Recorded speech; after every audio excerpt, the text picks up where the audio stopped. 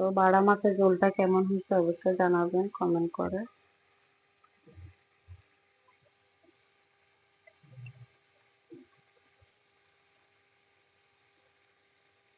আসসালামু আলাইকুম, আশা করি সবাই ভালো আছেন, আমিও ভালো আছি। তো বাড়া মাছ ভুনা করব, বেশি করব না, 4 পিস করব।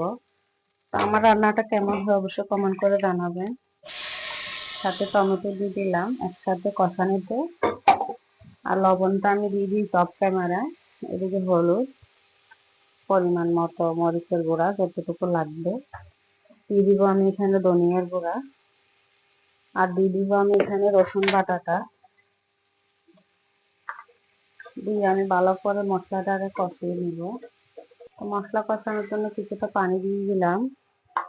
পর্যায়ে কষানো হয়ে গেছে, মাছগুলা দিয়ে দিলাম, দিয়ে একটু মশলার সাথে ভালো করে কষিয়ে ঝোলটা দিব।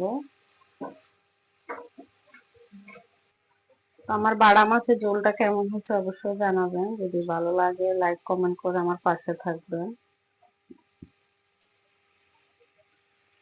ধনিয়া পাতাটা যেহেতু কোটা নাই, এটা নামানোর পরও কিন্তু ধনিয়া পাতাটা দেওয়া যায়, অথচ একসাথে দিলে জিনিসটা অনেক সুন্দর দেখা যেত, ভালো দেখা যেত। মানে করতে হবে, আমি রান্নার একটু তাড়া আছে।